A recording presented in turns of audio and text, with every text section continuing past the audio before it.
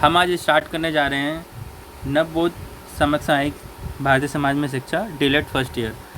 तो सबसे पहले क्वेश्चन यहाँ आता है कि राज्य में अनिवार्य तत्व कितने होते हैं। तो हम सभी जानते हैं, और जो नहीं जानते हैं उसके बारे में हम बता देते हैं कि राज्य में अनिवार्य तत्व कितने होते हैं। 2 होते हैं। राज्य में अनिवार्य तत्व 4 होते हैं, सॉरी। भारतीय शिक्षा के अध्यक्ष का नाम क्या है? भारतीय शिक्षा के अध्यक्ष का नाम था sir William Hunter.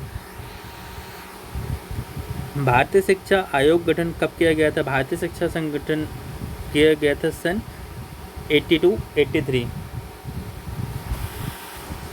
Right answer है। विश्वविद्यालय शिक्षा आयोग नीति कब हुई थी? विश्वविद्यालय शिक्षा आयोग की नियुक्ति हुई थी 5 नवंबर 1949 पे।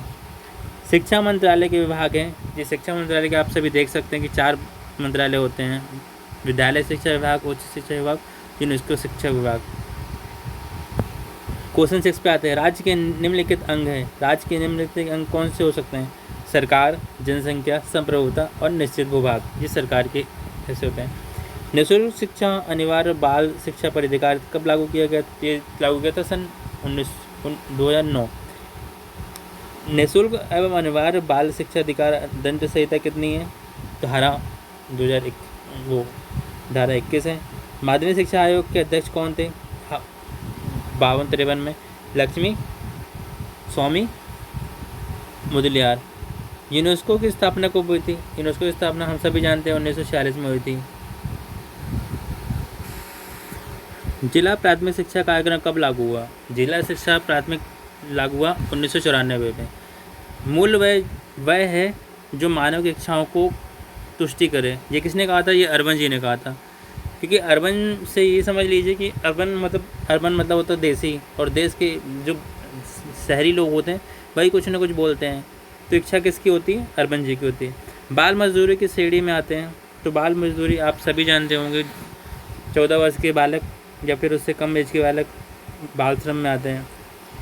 NCTE को संवैधानिक दर्जा कब मिला था? NCTE जानते हैं आप, national council of teacher education. इसका हेडक्वार्टर कहाँ है? न्यू दिल्ली में। और ये बना कब? 1983 में। मध्य प्रदेश का राज्य शिक्षा केंद्र कहाँ है? तो मध्य प्रदेश का राज्य शिक्षा केंद्र कहाँ है? भोपाल में है। केंद्रीय शिक्षा परामर्श मंडल की स्थापना कब की गई थी? केंद्रीय शिक्षा परामर्श की स्थापना की थी 1935 में। अब आ जाते हैं रिक्त स्थानों में। शिक्षा के अनौपचारिक साधन हैं। तो शिक्षा के अनौपचारिक साधन कौन से हो सकते हैं? विद्यालय है। भारत में शिक्षा पद्धति का आरंभ कब हुआ? तो भारत में शिक्षा पद्धति को कौन लेके आया था? लॉर्ड मैकाले जी लेके आए थे।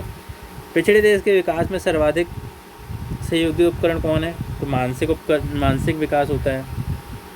शिक्षा का केंद्र बिंदु क्या है? तो शिक्षा का केंद्र बिंदु बालक होते हैं।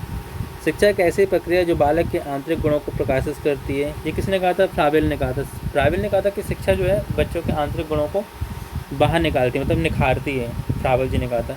निःशुल्क और अनिवार्य शिक्षा का अधिकार अधिनियम कब बना था? तो निःशुल्क शिक्षा आया था अधिनियम 2009 में। केंद्रीय शिक्षा परामर्शदा समिति कब स्थापित की? सन 1951 में।